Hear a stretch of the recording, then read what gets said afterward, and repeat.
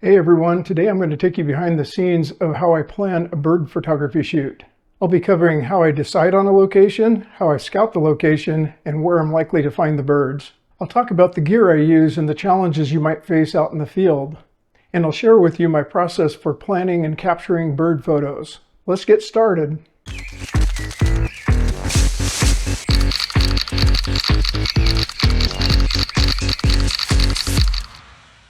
So why choose bird photography as a hobby in the first place? To me, this hobby is a way to connect with nature while at the same time challenging our photography skills, all while getting a little relaxation in the process. You can explore a wide range of bird species and discover some unique birds you've never seen before. You can observe their behaviors and learn about their habitats. And along the way, you can capture photos that'll transport you back to those peaceful moments in nature with the birds and the serenity of open spaces. This hobby also helps you hone your photography skills. Every shoot's a chance to refine your photography skills and create a better image than the last one.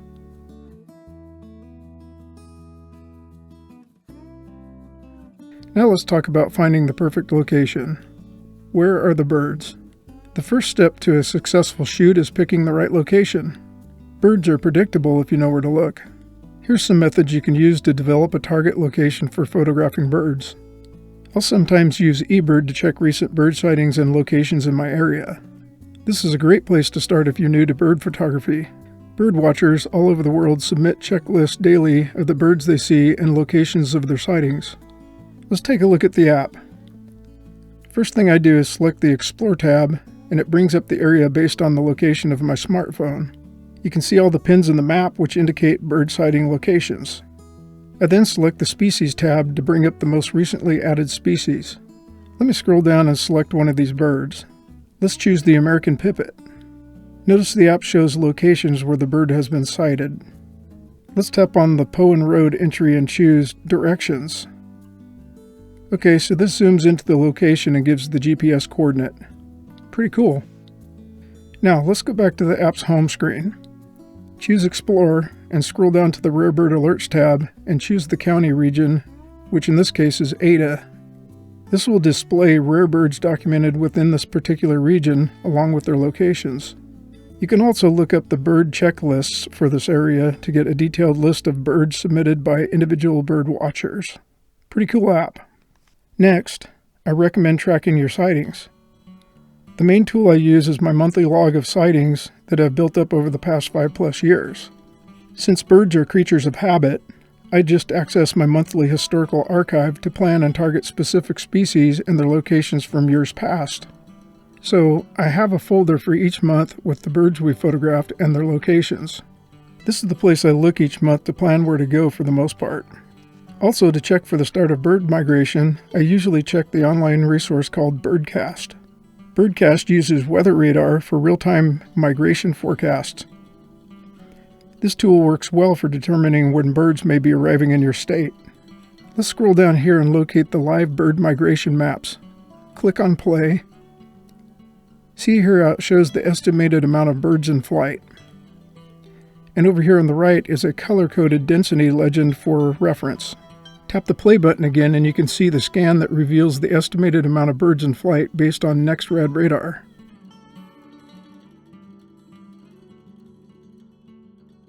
You can also enter your county into the migration dashboard search, and it'll show you some stats on bird migration with a list of expected bird species arriving in the area.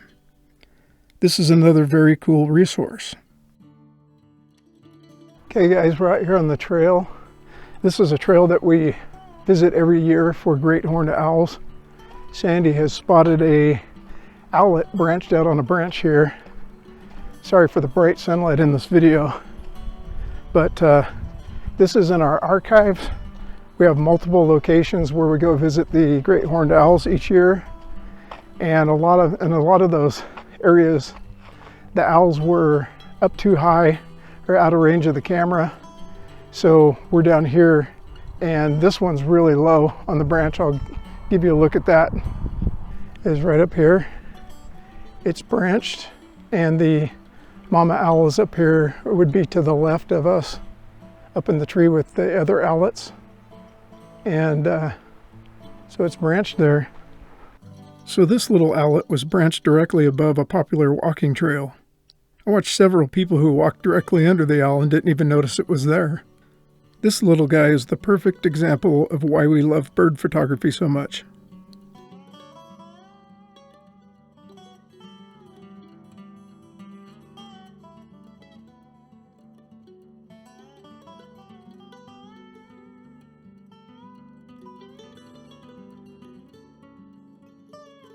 Good thing to do when you're preparing to get a bird photograph is look for the 3 essentials for the birds, which is water, food, and shelter, and a perch. Anyway, so you want to find a good perch. This area right here, I'm going to flip the camera around. This area right here has some pretty good perches. If you have birds in this area, is a good place to hang around, and they'll eventually perch in those places. We have a water source in the form of a little creek going through. A few more little perches in there. Might be a little bit more difficult to get those, but there's plenty of shelter. So that's kind of what we look for when we're trying to get bird photos. So over here, we'll walk back in here. This is the best of all worlds right here, because as you can see, we have the creek, the water source there. You have cover, and you have the willow patch right over there where the flycatchers are going to eventually, when they migrate in, the Say's phoebe, the blue-gray gnatcatcher, all those kind of birds are going to be in there. And they have a water source here and cover. So those kind of things we look for, the elements that we look for whenever we're going out trying to get birds. Choose a good perch. So I'm going to show you this angle of this perch over here. Another thing you want to try to do when you choose a perch is have the background off in the distance. So this perch right here has the background back there quite a ways. So when you take a picture of it, so if you're shooting with f4, clear up even to f8 in some cases, depending on how far the background is, you can get some really good creamy smooth backgrounds that make your bird pop out of the photo. So those are the kind of things we look for out here. So we're gonna keep on birding down here and see what else we can get. Okay, now that we've covered scouting the scene, a great tool to use when you arrive at the birding location is the Merlin Bird ID Sound ID feature. Just open the app and tap on the Sound ID button in the middle. The app will start listening for birds, and when the bird is identified, it'll pop up on the screen. Here you can see it heard a black-capped chickadee. So just click on the chickadee and it'll bring you to this screen with this drop-down arrow on the right. Tap that arrow and it'll give you a list of chickadee sounds you can play to become familiar with how they sound. Now let's go back to the front screen and select Explore Nearby Birds, where we'll search for the great horned owl. Select the owl, and the app will display a photo of the owl, some sample sounds, and if you scroll to the bottom, it shows a range map indicating where the owls normally live and migrate. In this case, these owls are listed as year-round residents and the place is colored purple. Okay, now once you've located the bird you want to photograph, study the bird's behaviors to decide how you'll go about approaching the area the bird's working in. So here you see a black-headed grosbeak. This grosbeak was hunting for bugs in this bush. It kept on coming to the top of the bush, so all I had to do was wait. And then I just snapped the photo. Notice the yellow bokeh in the background. Those are yellow flowers on the side of the hill. I positioned myself on purpose so these would show up in the background of the photo. Now let's talk about gear and preparation. It's important to bring the right gear to assure a chance at capturing the shot you're looking for. My lens of choice is a 600mm f4, and I have an RF 100 to 500mm, which is a versatile backup lens for closer subjects. In my opinion, telephoto lenses are essential for photographing birds. They help you to get the distant shots without disturbing the birds, which helps capture natural bird behavior shots. When I'm planning to shoot video, I like to have a tripod handy. I use an ND filter and maybe an external monitor for better viewing. Now let's talk batteries and storage. Make sure to charge your batteries, pack extras, and ensure memory cards are empty.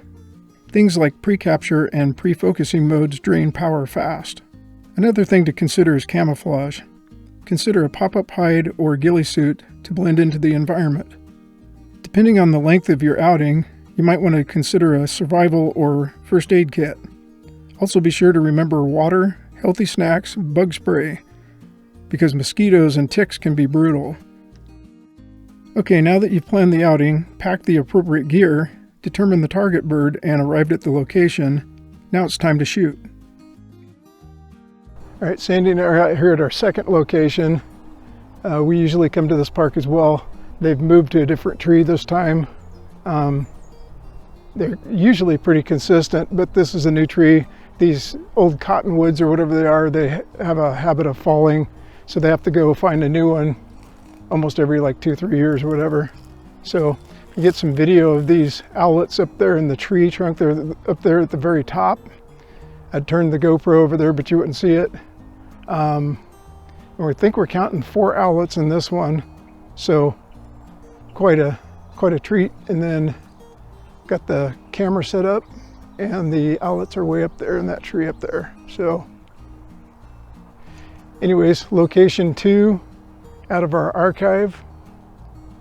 So this is how it works. Sometimes you get lucky and the birds return to the area and you can get some good photos.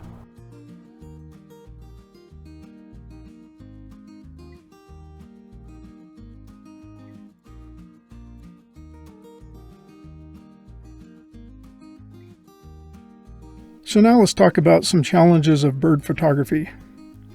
Bird photography isn't always smooth sailing. Here's some challenges you may face and some possible solutions. First, let's talk about shy birds. Shy birds present a challenge because they often don't present themselves in the open. They hide in the bushes and may not come out at all. Finding the right angle without spooking them takes finesse and patience. One way I've found to get their photo is to sit still and watch what they're doing, and then get into a position based on their pattern to get the photo. Bird behavior shots can also be a challenge. During mating season, respect their boundaries.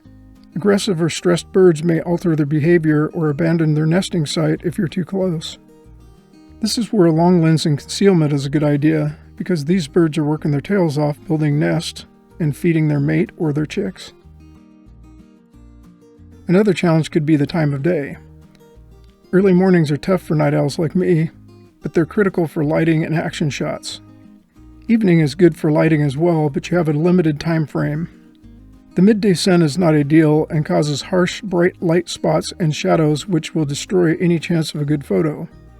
I'm a huge fan of bright overcast days, but they're few and far between during the summer where I live. Another challenge is the weather. Rain or snow can enhance shots, but requires protecting your gear and the right camera settings to make the shot work. For example, when taking photos in the rain with a long lens would require shutter speeds like 1/160th to 1/250th for the rain streak effect. Here's an example of an eastern kingbird in the rain. Sandy got her photos. She had headed back to the car to get water. So we'll go ahead and go back to the car. Got plenty of photos and video of this owl. Like I said, planning ahead, having a target location to go to where there's likely a bird that you're wanting to see, photograph, is a good idea. Using those tools that I talked about, the eBird, Merlin. I have to use Merlin. I can't hear very well, but the phone hears quite well. And Sandy hears quite well, so she typically hears the birds even before Merlin identifies them. But having that photo archive, the folders, monthly folders, as long as you can remember where the birds are, you can name your folder with the date, year, location, or however you want to do it so you can remember and reference your archive. You hear a quail, blackbirds. But anyways, having that archive is a really good way to be able to refer back and find the birds each year. It helps to maximize the amount of birds that you'll see. Like I said, it's been quite a few years since I've seen one of those owlets branched out that far. So that was quite a treat there. And so it was a success overall. We're gonna go over here, meet up with Sandy and get a drink of water here. We walked probably, I don't know, 4+ miles down this trail. Not a real big deal. Got our steps in though, and got a good shot of an owlet. So that's pretty much it, guys.